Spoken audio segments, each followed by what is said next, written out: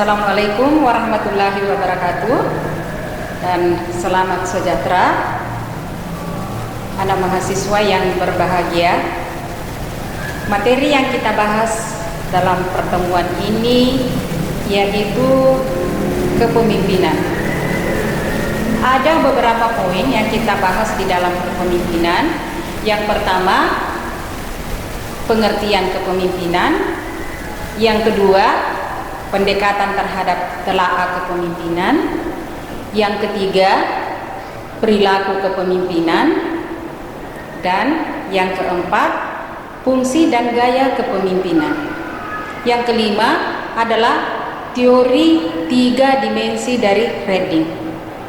Yang keenam, model kepemimpinan kontingensi. Dan yang ketujuh adalah manajemen konflik. Kedelapan, jenis-jenis konflik. Kesembilan, metode pengelolaan konflik. Oke, kita bahas poin yang pertama yaitu definisi kepemimpinan.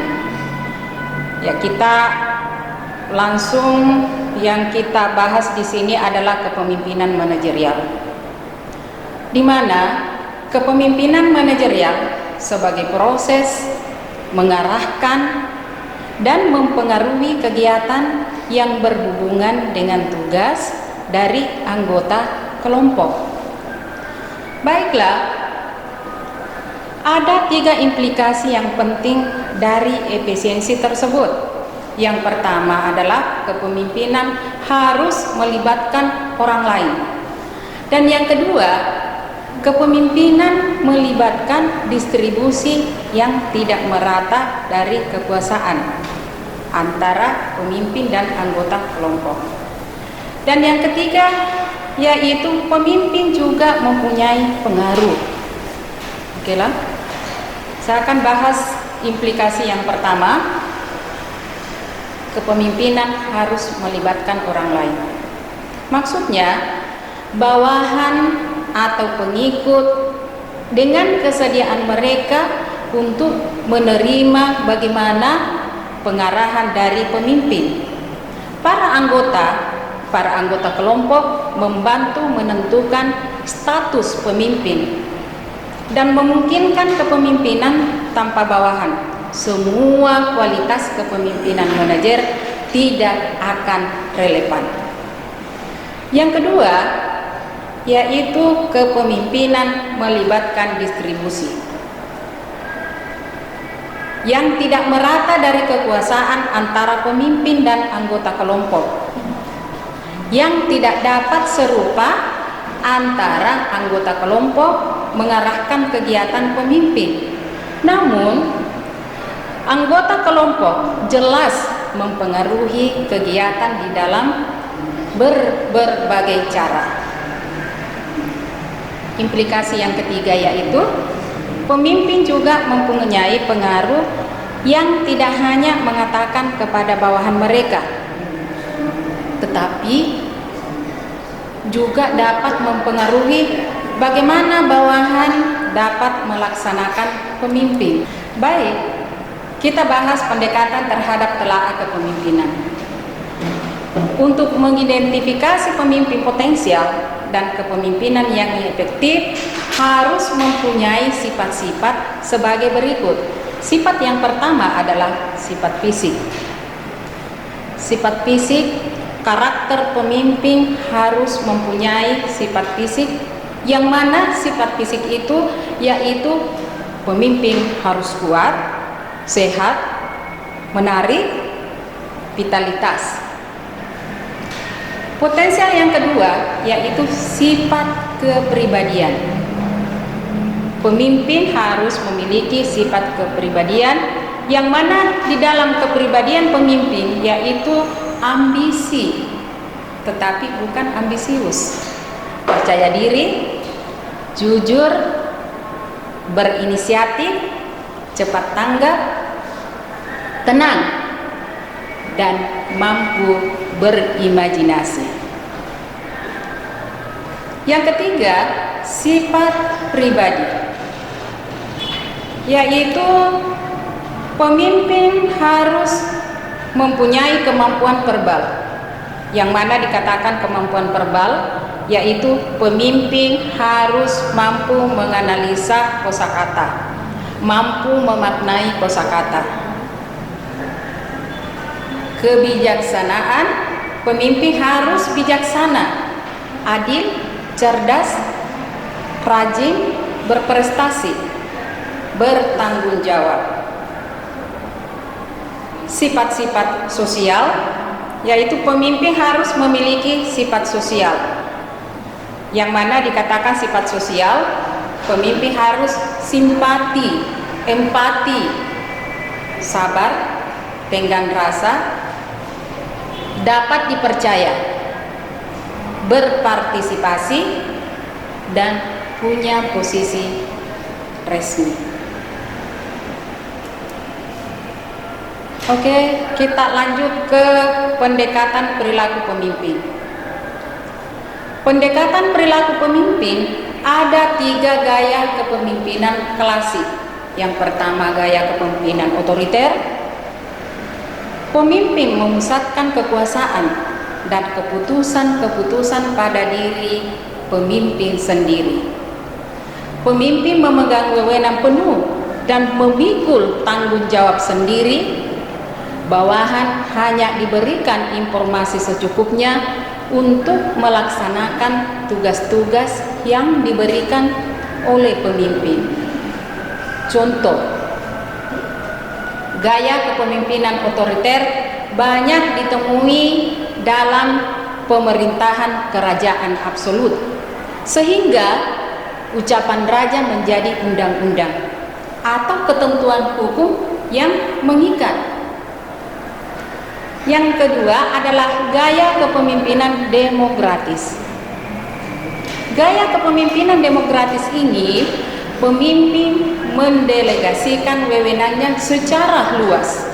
Pembuatan keputusan selalu dirundingkan dengan para bawahan, bekerja sebagai suatu tim.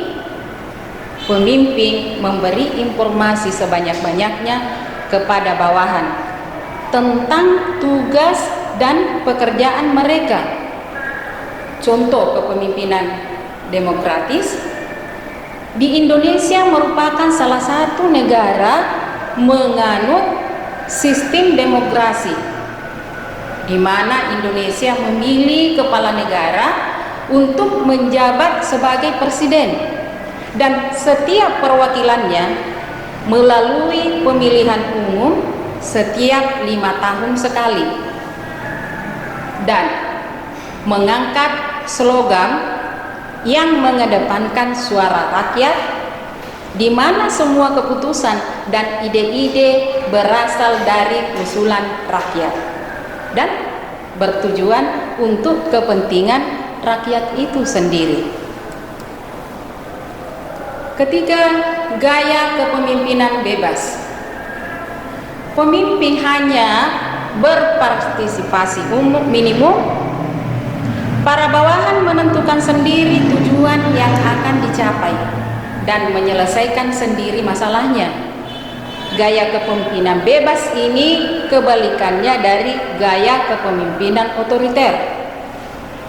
Gaya kepemimpinan bebas menyerahkan sepenuhnya pada anggota dan membiarkan kelompoknya berbuat semau sendiri. Tipe kepemimpinan ini cocok untuk orang yang betul-betul dan benar-benar tahu apa tujuan dan cita-cita bersama yang harus dicapai. Selanjutnya, ketiga gaya kepemimpinan tersebut apabila dijabarkan lebih sempit, kepemimpinan otokratik karakteristiknya sebagai berikut. Pertama, kekuasaan dan hak pemimpin berdasarkan pada wewenang posisinya. Yang kedua, semua keputusan itu dibuat oleh pemimpin. Dan yang ketiga, pemimpin menggunakan balas jasa atau reward dan hukum atau punishment untuk mengendalikan para bawahan.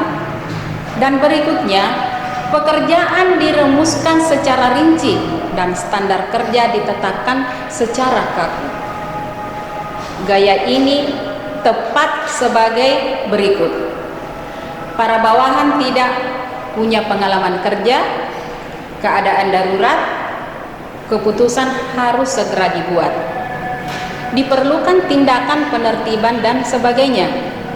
Nah, pada gaya kepemimpinan ini, pada umumnya reaksi bawahan adalah sebagai berikut: menolak baik pemimpin maupun metode dalam perintahnya, takut dan sangat tergantung pada pemimpin, mencari amannya dengan mengikuti perintah pemimpin.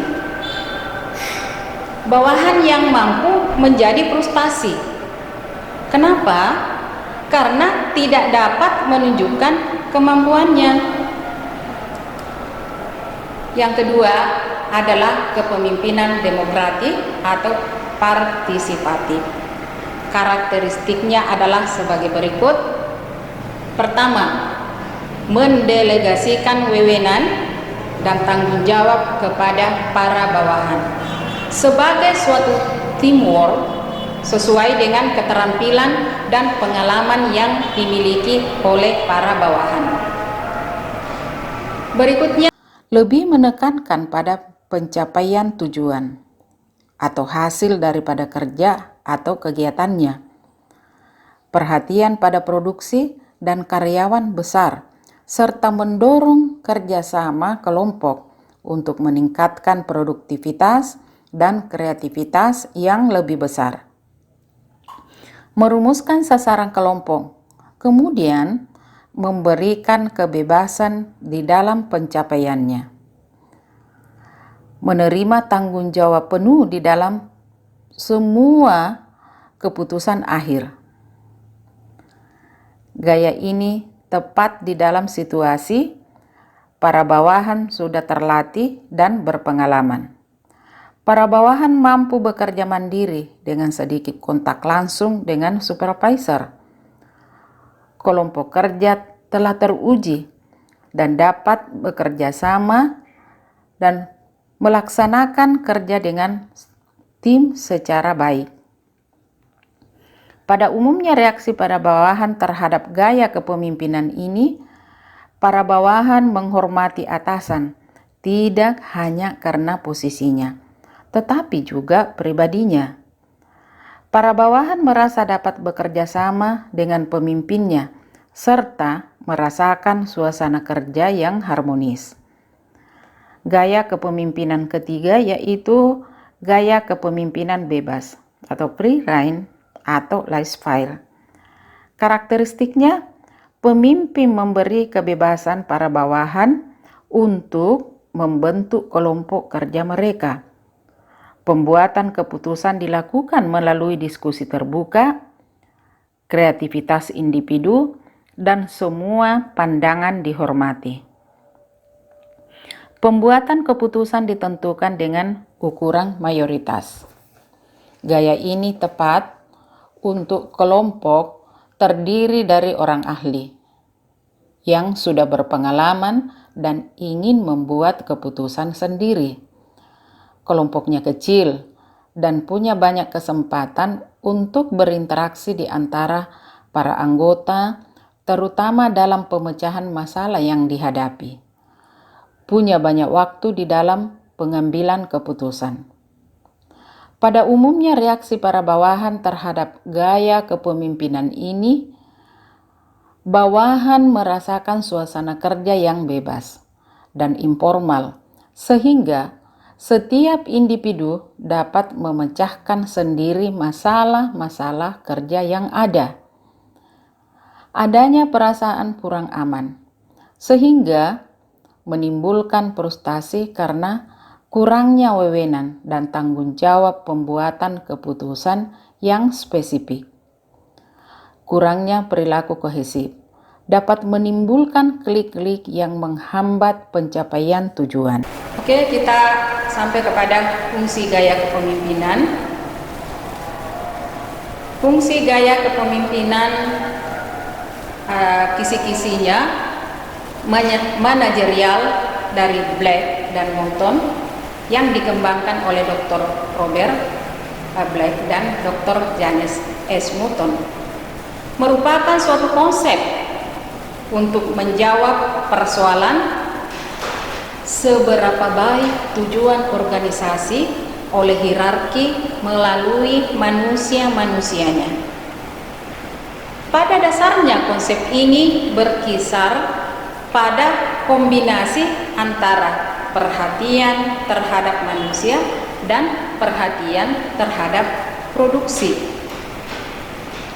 Hal ini berarti cara seorang manajer dalam mencapai tujuan organisasi dipengaruhi oleh sikap, nilai-nilai, dan anggapan manusia tersebut rajin atau malas, dapat dipercaya atau tidak. Sedangkan perhatian terhadap produksi dapat berupa kualitas kerja, peningkatan laba, dan sebagainya. Dalam fungsi gaya kepemimpinan ada dua konsep, yaitu konsep manusia dan konsep produksi. Dalam konsep manusia ada dua. Ya, kita membahas tentang sikap, yaitu jujur, komunikasi dengan baik, bersikap adil, bertanggung jawab, membangun tim dengan baik, percaya diri, dan kreatif. Jadi kalau anak mahasiswa bertanya apa itu sikap, sebenarnya di dalam kepemimpinan itu sikap yang mana yang dibutuhkan oleh karakter seorang pemimpin? Ya itulah tadi sikap-sikap yang harus dimiliki, yaitu sikap jujur, komunikasi dengan baik, bersikap adil, dan sebagainya. Nah, yang kedua yang dibahas di dalam konsep ini adalah nilai. Jadi dua ini pembahasannya ini berbeda, sikap dengan nilai, di mana nilai-nilai yang diungkapkan dalam bentuk norma. Jadi kalau kita berbicara tentang nilai-nilai yang ada di mindset kita, nilai itu adalah bentuk norma, bukan nilai diberikan angka. Tapi dalam konsep manusia, nilai itu adalah bentuk norma yang dijadikan pedoman tertulis atau tidak tertulis, yaitu menjaga nama baik organisasi, menghargai perbedaan pendapat, menjaga suasana kebersamaan, menghargai inisiatif individu dalam melaksanakan tugas, dan berorientasi pada visi dan misi lembaga. Itulah nilai-nilai yang ada di dalam konsep gaya kepemimpinan dan harus dimiliki oleh seorang pemimpin. Konsep yang kedua yaitu konsep produksi, yang mana konsep produksi di dalam perusahaan harus fokus pada pencapaian efisiensi produksi yang tinggi dengan biaya yang rendah. Tetapi walaupun dengan biaya yang rendah, tetap memiliki nilai-nilai guna yang tinggi. Selanjutnya, teori 3D atau 3 dimensi dari trading. Yang pertama adalah separate leader. Ini bahasa Inggris, artinya pemimpin yang terpisah. Yang mana dikatakan separate leader di sini, para pemimpin tipe ini berorientasi pada tugas dan hubungan yang rendah. Mereka melaksanakan kegiatan secara kaku, mengacu pada kebijakan dan aturan-aturan organisasi tanpa membangun hubungan-hubungan pribadi. Yang kedua, related leader, keterkaitan pemimpin. Para pemimpin menunjukkan suatu orientasi hubungan yang tinggi. Mereka mementingkan bekerja dengan orang, perbedaan yang harmonis, saling ketergantungan satu sama lain, dan tidak begitu memperhatikan waktu. Berikutnya, decided leader, dedikasi pemimpin. Pemimpin lebih mementingkan pelaksanaan tugas yang baik daripada pemuasan keinginan bawahan. Wewenang posisinya digunakan untuk mempengaruhi bawahan agar melaksanakan tugas mereka dan menggunakan penghargaan dan hubungan untuk mengendalikan perilaku bawahan. Integrated leader, pemimpin terpadu. Pemimpin tipe ini menunjukkan orientasi tugas dan orientasi hubungan yang tinggi.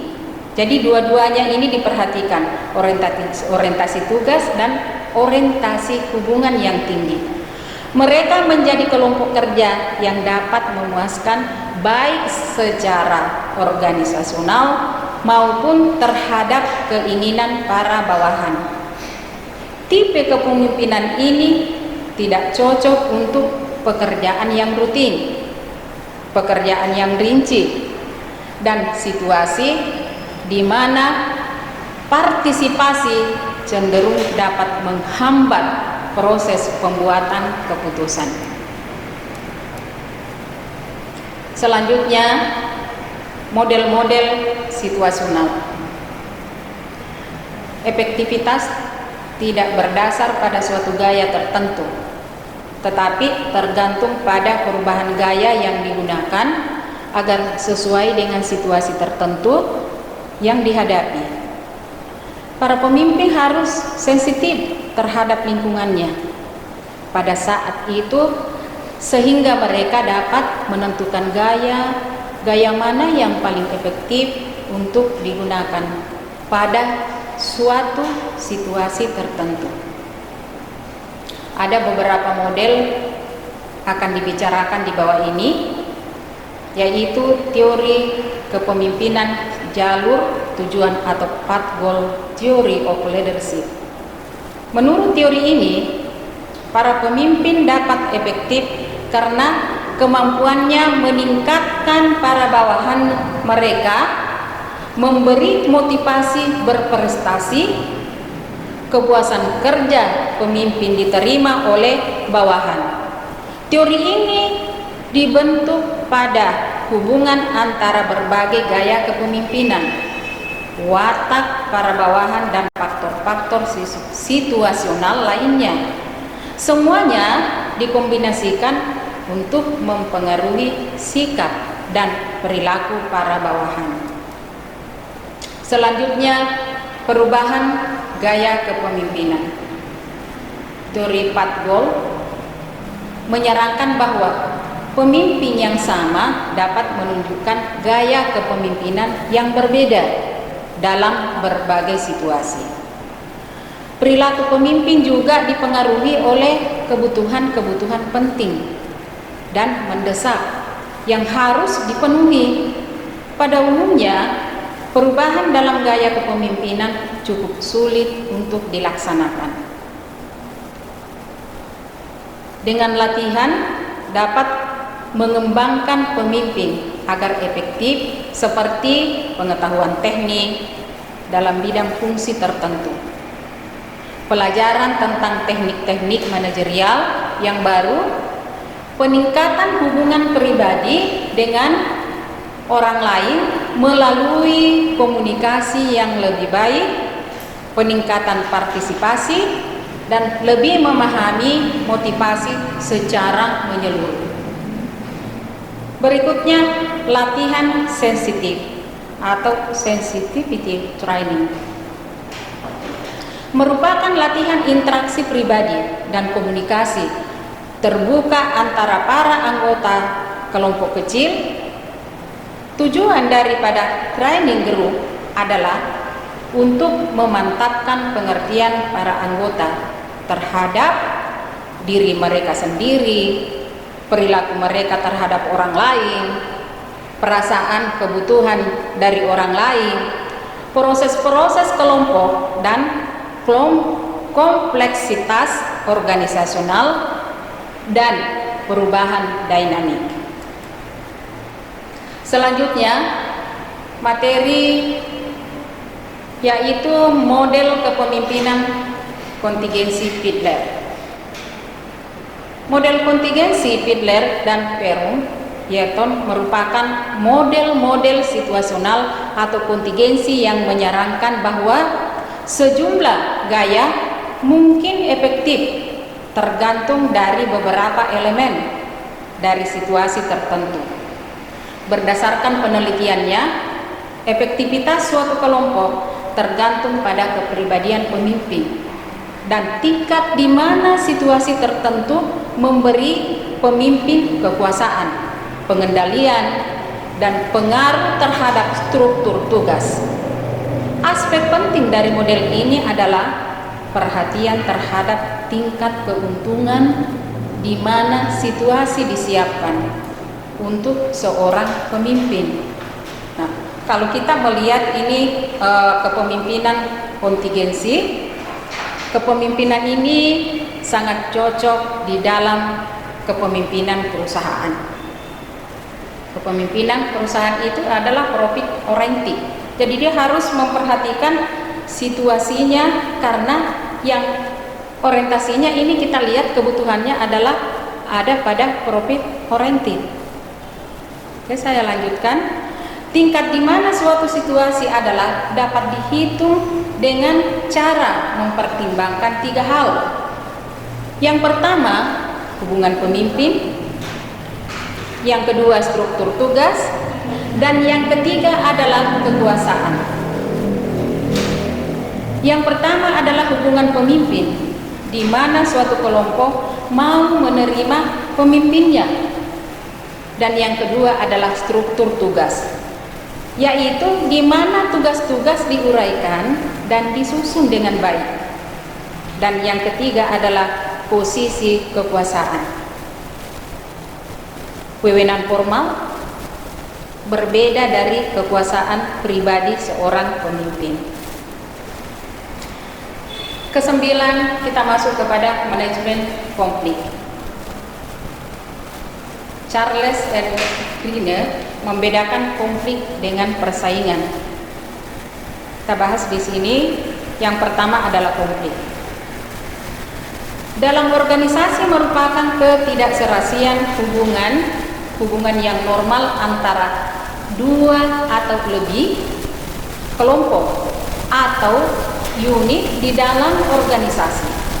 Kedua kelompok yang sebelumnya dapat bekerja sama dengan serasi, suatu konflik dapat terjadi sementara atau terus-menerus pada tingkat yang kecil atau dapat meningkat ketegangannya antara kelompok-kelompok tersebut dalam suatu organisasi. Yang kedua adalah persaingan.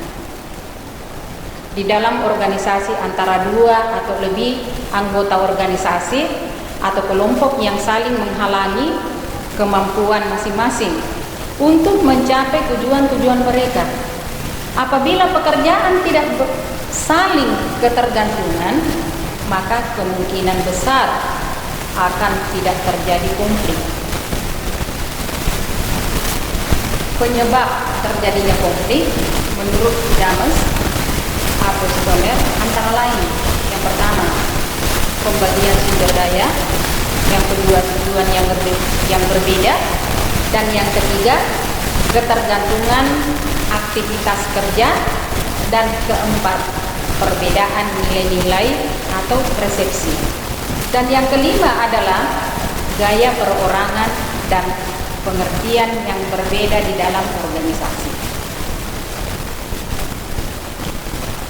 Selanjutnya, jenis-jenis konflik.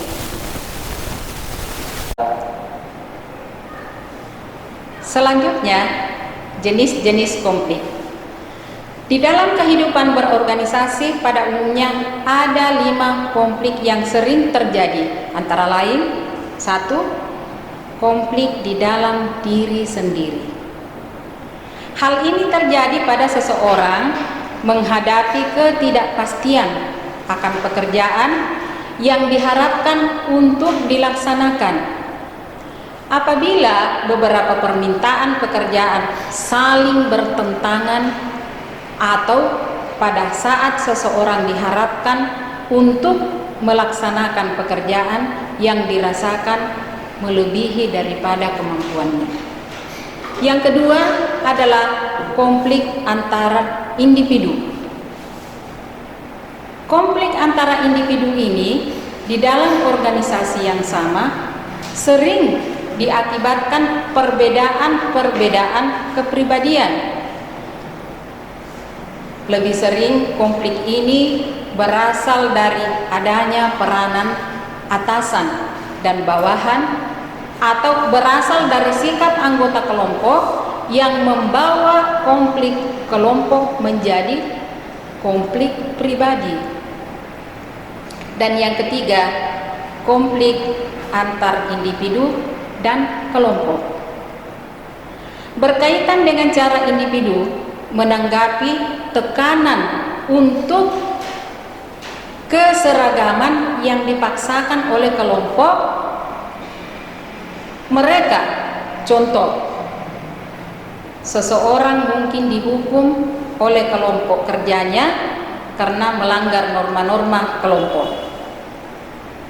Yang keempat adalah konflik antara kelompok dalam organisasi yang sama. Konflik ini konflik lini staf dan konflik manajemen guru.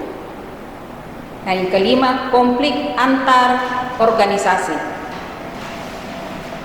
Hal ini terjadi karena persaingan ekonomi di dalam sistem perekonomian suatu negara.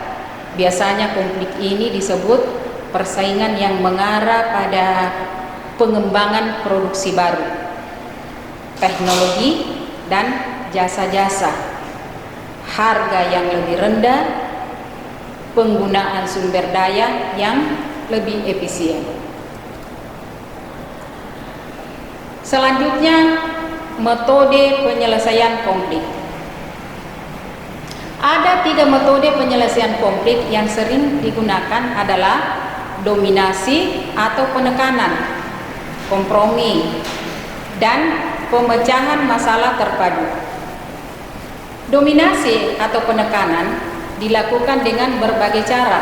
Yang pertama, kekerasan atau forcing. Konflik diselesaikan dengan menggunakan wewenang. Atasan memaksa kelompok untuk menghentikan konflik mereka. Dan yang kedua, penerangan atau smoothing. Secara lebih diplomatis, atasan memperkecil keluasan konflik dengan dasar yang masuk akal. Dan yang ketiga, penghindaran evidence. Manajer menghindari untuk menyelesaikan konflik, atau manajer pura-pura tidak tahu kalau ada konflik. Hal ini dilakukan manajer kalau informasi tidak lengkap tentang konflik tersebut. Aturan mayoritas atau majority rule. Penyelesaian konflik antar kelompok dengan mengadakan pemungutan suara melalui prosedur yang adil. Berikutnya, kompromi. Manajer mencoba menyelesaikan konflik melalui jalan tengah yang dapat diterima oleh semua pihak, yang konflik tanpa menimbulkan frustasi atau kecewa satu pihak yang konflik. Selanjutnya, bentuk-bentuk kompromi antara lain. 1. Pemisahan. Pihak-pihak yang bertentangan dipisahkan sampai mereka setuju untuk suatu penyelesaian. Yang kedua adalah arbitrasi atau pihak ketiga, yang biasanya adalah yang menjadi pihak ketiga di sini adalah manajer. Diminta oleh pihak-pihak yang konflik untuk menjadi penengah atau wasit untuk menyelesaikan konflik mereka. Dan yang ketiga, penyelesaian melalui kesempatan, di mana beberapa kegiatan secara random dapat memutuskan hasil sehingga konflik menjadi terselesaikan. Dan yang keempat adalah kembali kepada peraturan-peraturan yang berlaku. Pihak-pihak yang bertentangan setuju untuk menyelesaikan konflik mereka melalui peraturan organisasi yang berlaku. Yang kelima adalah penyuapan atau bribing. Salah satu pihak yang konflik menerima beberapa kompensasi untuk mengakhiri konflik mereka. Nah, itulah materi yang saya sampaikan pada hari ini. Wabillahi taufiq wal hidayah. Assalamualaikum warahmatullahi wabarakatuh.